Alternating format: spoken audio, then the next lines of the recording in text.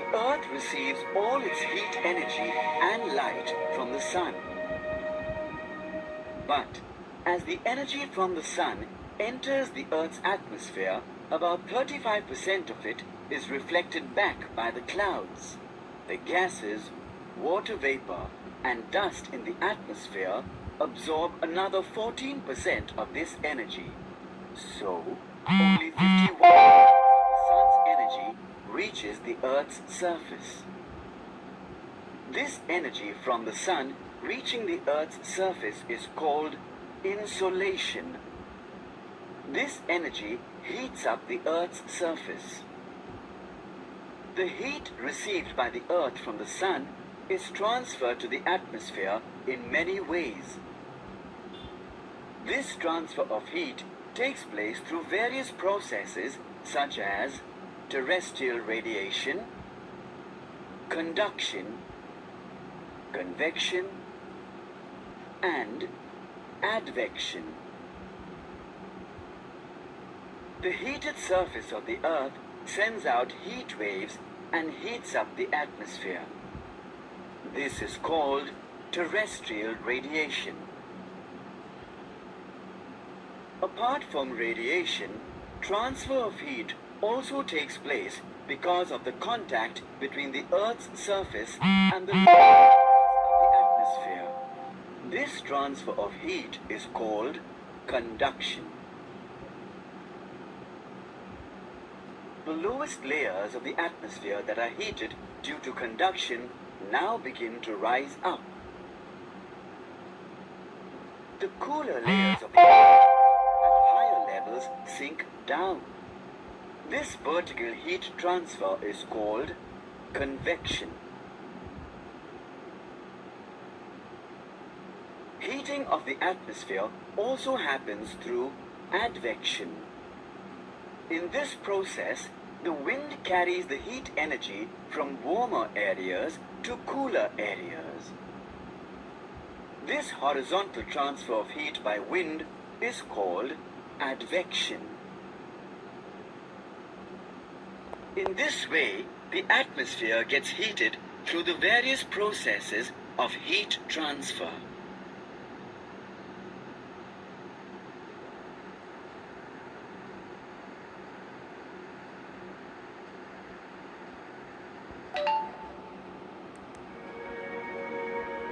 The Earth receives its heat and light energy from the Sun.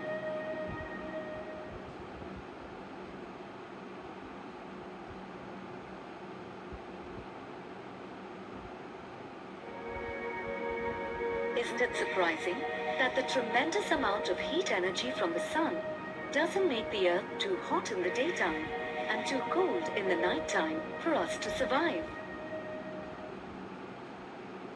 It is because a heat balance is maintained on the Earth.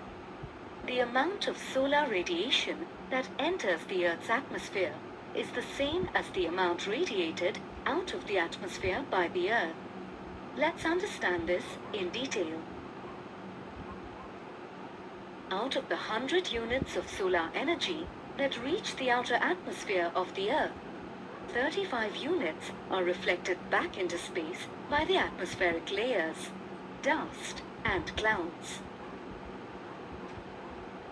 About 14 units of the heat energy are absorbed by the Earth's atmosphere. Only 51 units of the heat energy reach the Earth's surface. The solar energy received by the Earth is called insolation.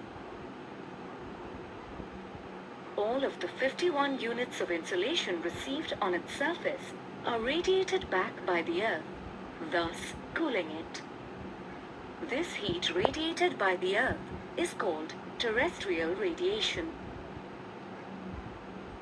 About 17 units of the total insolation received by the Earth are radiated back directly into space.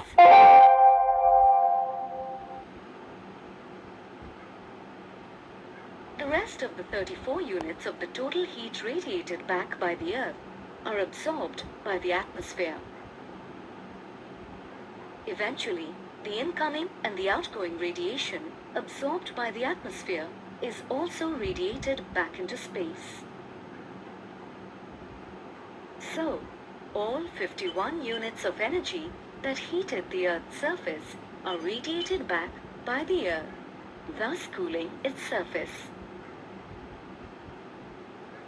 To these 51 units, let's add the 35 units that were reflected by the topmost layer of the atmosphere into space, and the 14 units of the incoming energy that were absorbed by the atmosphere and eventually radiated into space. The amount of energy entering and exiting the Earth's atmosphere is the same. In effect, there is a balance maintained between the incoming and outgoing radiation, which is known as the Earth's heat budget or the Earth's heat balance. Did you notice how the atmosphere plays an important role in maintaining this heat balance? The atmosphere prevents the Earth from becoming too hot in the daytime by absorbing 14 units of the incoming radiation. It also prevents the Earth from becoming too hot at night by absorbing 34 units of outgoing radiation. Thus, the atmosphere prevents the Earth from becoming too hot in the daytime and too cold in the nighttime. Thus, there is no gain or loss in the incoming solar radiation and the outgoing terrestrial radiation. A balance in the heat on the Earth and atmosphere is maintained, which is important for living beings to survive on Earth and flourish.